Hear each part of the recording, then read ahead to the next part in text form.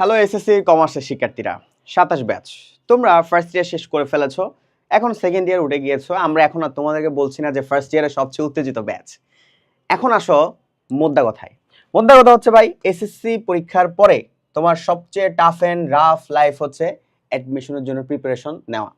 তো আমি যখন আমার স্টোরিটা শেয়ার করি তোমাদের সাথে, আমি যখন এসএসসি সেকেন্ড ইয়ার উঠে গিয়েছিলাম, তখন আমার এক বড় ভাইয়ের সাথে আমার এক দেখা হয়েছিল। তিনি চট্টগ্রাম বিশ্ববিদ্যালয়ে পড়াশোনা করতেন। তো উনি একদিন বলতেছে যে বাহা তোমার অ্যাডমিশনের কি প্রিপারেশন শুরু করেছো? বলছি ভাই কি অ্যাডমিশন, কিসের অ্যাডমিশন, জানি না তো। কারণ সবেমাত্র ফার্স্ট ইয়ারে শেষ করেছি, সেকেন্ড ইয়ারে এসে আবার অ্যাডমিশন, এসএসসি পর গিয়ে আবার অ্যাডমিশন দেওয়া লাগে। তো জিনিসটা আমার মাথায় অনেক টেনশন ক্রিয়েট করলো যে ভাইয়া অ্যাডমিশন মানে কি। বলছে এসএসসির পর কিন্তু তোমাদের ঢাকা বিশ্ববিদ্যালয় কিংবা তোমাদের আদার যে সকল পাবলিক বিশ্ববিদ্যালয় আছে সেগুলোর জন্য প্রিপারেশন নিতে হয় সেখানে, এবং অনেক কম্পিটিটিভ এক্সাম হয়। বিষয়টা অনেক টেনশন লাগছে আমার। সেক্ষেত্রে এরপর আমি ভাইয়ের সাথে কথাবার্তা বলার পরে বুঝতে পারলাম যে অ্যাডমিশন লাইফটাও আমাদের জন্য অনেক বেশি ইম্পর্টেন্ট। কারণ আমি যদি সুন্দর মতো একটা পড়াশোনা চালিয়ে যেতে চাই, বা আমার যদি মা বাবার উপরে প্রেশার ক্রিয়েট না করে আমার অনার্স লাইফটা শেষ করতে চাই, বা সরকারের টাকা পয়সা আমি পড়াশোনা শেষ করতে চাই, তাহলে আমার জন্য কিন্তু অ্যাডমিশন লাইফটা খুব বেশি ক্রুশাল। এখন ভাইয়া আমি ভাইকে জিজ্ঞেস করলাম যে ভাইয়া অ্যাডমিশনের সাথে এসএসসিটা রিলেট করে কি পড়া যাবে নাকি শুধু এখন থেকে অ্যাডমিশন পড়বো? ভাইয়া বললো এটা তো ভুল একটা কথা বলেছো। এখন থেকে তুমি অ্যাডমিশন কেন পড়বা? তুমি জাস্ট হচ্ছে গিয়ে অ্যাডমিশনের বিষয়গুলো একটু দেখভাল রাখবা, কোশ্চেন ব্যাংক অ্যানালাইসিস করবা। ঢাকা বিশ্ববিদ্যালয় তুমি যদি সি ইউনিট টার্গেট রাখে, যেহেতু তুমি কমার্সের শিক্ষার্থী, ঢাকা বিশ্ববিদ্যালয় এফবিএস তোমার জন্য সবচেয়ে প্রমিনেন্ট একটা জায়গা। সো ওইখানের জন্য তুমি কোশ্চেন ব্যাংকটা অ্যানালাইসিস করো, কি কি সাবজেক্টে পরীক্ষা হয় এগুলো দেখো। এই কাজগুলো এখন থেকে করে রাখো, কোশ্চেন ব্যাংক অ্যানালাইসিস করে রাখো। তো ওভারঅল মিলিয়ে আমার স্টোরিটা হচ্ছে গিয়ে, যখন আমি ভাইয়ার কথাগুলো শুনেছিলাম, এসএসসি প্লাস অ্যাডমিশন দুটো একসাথে গিয়ে নিয়ে গিয়েছিলাম, এবং আলটিমেটলি আমার এসএসসিতে A+ এসেছে, এবং আমি ঢাকা বিশ্ববিদ্যালয়ের এফবিএস এ পড়াশোনা করতেছি, বর্তমানে 4th ইয়ার শেষ হয়ে যাচ্ছে। সো ওভারঅল কাহিনীটা হচ্ছে গিয়ে, যেই সকল কাজগুলা করলেই তুমি ইনশাল্লাহ এসএসসিতে A+ পাবা, এবং তোমার মধ্যে একটা অ্যাডমিশনের মাইন্ডসেট তৈরি হবে, এবং ঢাকা বিশ্ববিদ্যালয়ের সি ইউনিট তোমার হবে। নাম্বার 1, দেখো অনেক শিক্ষার্থী আছে হচ্ছে এসএসসির পরই অ্যাডমিশনের যাত্রা শুরু করে। এখানে একটা টাইম গ্যাপটা বুঝতে হবে। টাইম গ্যাপটা হচ্ছে গিয়ে, দেখো এইচএসসির পর কিন্তু অ্যাডমিশন কিন্তু 2 থেকে 3 মাসের মধ্যে ঢাকা বিশ্ববিদ্যালয়ে ভর্তি পরীক্ষা হয়ে যায়, এবং বিউপির ভর্তি পরীক্ষা হয়ে যায়। আমার সর্বপ্রথম পরীক্ষা ছিল হচ্ছে কি বিউপির 2 মাসের মাথায়, এসএসসি 2 মাসের মাথায় বিউপির পরীক্ষা হয়েছিল। তার মানে এই 2 মাসের গ্যাপের মধ্যে আসলে প্রপার অ্যাডমিশনের সম্পূর্ণ প্রিপারেশন নেওয়া যায় না, কারণ এটা একটা কম্পিটিটিভ এক্সাম। ঢাকা বিশ্ববিদ্যালয়ের সি ইউনিটে প্রতি বছর 30 থেকে 40 হাজার শিক্ষার্থী পরীক্ষা দেয় ভাই। 30 থেকে 40 হাজার, সিট আছে মাত্র 856টা, প্রতি সিটে প্রায় 40 জন লড়াই করে। বিউপির এফবিএস এ প্রতি সিটে প্রায় 60 জন লড়াই করে। হ্যাঁ, সিইউতে প্রতি সিটে প্রায় 30 জন লড়াই করে, আরইউতে প্রতি সিটে প্রায় 25 জন লড়াই করে, জিএসটিতে প্রতি সিটে প্রায় 13 থেকে 15 জন লড়াই করে। তাহলে এইগুলা কি কম্পিটিটিভনেস কম এখানে? না। তার মানে তোমরা মনে করতেছো যে 2 মাসের মধ্যে যদি আমি একটা ভালো প্রিপারেশন নিই আমি ডিউতে চান্স পেয়ে যাব।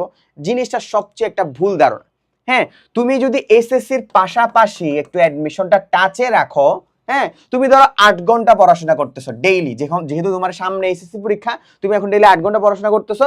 তুমি যদি 6 ঘন্টা যদি তোমার এসএসসিতে ফোকাস করো, আর 2 ঘন্টা যদি অ্যাডমিশনে দাও, তাহলে ক্ষতি কি? এগিয়ে থাকবা তো। ক্ষতি কি? এগিয়ে থাকবা। তার মানে তুমি যদি এই যে শুধু 2 মাসের জন্য পড়াশোনা করে অ্যাডমিশনের চান্স পেয়ে যাবা, এটা কিন্তু সম্পূর্ণ একটা ভুল ধারণা। এখান থেকে একটু বেরিয়ে আসো, ঠিক আছে? এরপর হচ্ছে গিয়ে ক্লিয়ার ইউর এসএসসি কনসেপ্ট। দেখো আমাদের কমার্সের যারা শিক্ষার্থী আছি, আমরা যদি আমাদের গ্রুপ সাবজেক্টের দিকে একটু তাকাই, অ্যাকাউন্টিং, ম্যানেজমেন্ট, মার্কেটিং, ফিনান্স, এই 4টা অংশ থেকে ঢাকা ইউনিভার্সিটি সি ইউনিটে কিন্তু সবচেয়ে বেশি পরিমাণে কোশ্চেন আসে। যেমন অ্যাকাউন্টিং এ 20, হ্যাঁ, তারপর হচ্ছে ম্যানেজমেন্টে 20, ফিনান্স অথবা মার্কেটিং এ 20। তো এক্ষেত্রে হচ্ছে গিয়ে তোমার, এক্ষেত্রে কি আমার টোটাল 60 মার্কস কিন্তু আমার কি শুধু গ্রুপ সাবজেক্ট থেকে পাচ্ছি আমি কিন্তু, হ্যাঁ, রিটেন প্লাস এমসিকিউ মিলিয়ে।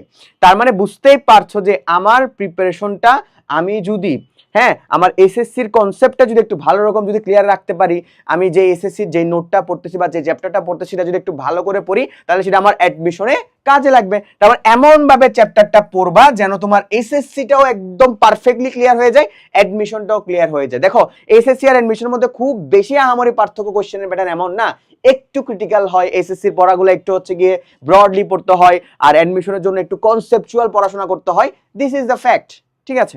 এরপর হচ্ছে বোর্ড প্লাস অ্যাডমিশন কম্বো একসাথে নেওয়া। তোমার সবচেয়ে বড় হাতিয়ার হচ্ছে ভাইয়া বোর্ড কোশ্চেন অ্যানালাইসিস করা। তুমি যখন এসএসসি তে ভালো রেজাল্ট করার আউটপুটটা কি, তুমি কতটুকু বোর্ডের ট্রেন বুঝতে পারতেছো, কতটুকু বোর্ডের স্টাইল বুঝতে পারতেছো, এটার উপর ডিপেন্ড করতেছে তোমার এসএসসির আউটকামটা। এরপর অ্যাডমিশনের প্রিপারেশনটা তুমি যখন এই যে 6 ঘন্টার মধ্যে তুমি যদি এসএসসি পড়াশোনা করো, অ্যাডমিশন যদি 2 ঘন্টা পড়ো, তাহলে তোমার কম্বো প্রিপারেশন হয়ে যাচ্ছে। এরপর হচ্ছে কি এমসিকিউ স্পিড বিল্ডিং। দেখো তুমি যদি অ্যাডমিশন একটা ভালো রেজাল্ট করতে চাও, তোমাকে এমসিকিউ বেশি পড়াশোনা করা লাগবে। এমসিকিউ কারণ এখানে আমাদের বেশিরভাগ শুধু ডিউতে হচ্ছে আমাদের রিটেন আছে, কিন্তু আদার্স যে সকল ইউনিভার্সিটি আছে সেগুলোতে এমসিকিউ নির্ভর পরীক্ষা হয়। তার মানে তোমার এমসিকিউতে দক্ষতা অনেক বাড়াইতে হবে। দেখো এখানে হচ্ছে কি আমাদের ডিউ তো হচ্ছে 60 মার্কসের এমসিকিউ আর 40 মার্কসের রিটেন। তো সেক্ষেত্রে হচ্ছে কি 60 মার্কসের কিন্তু এমসিকিউ থাকতেছে, 40 মার্কসের কিন্তু রিটেন থাকতেছে।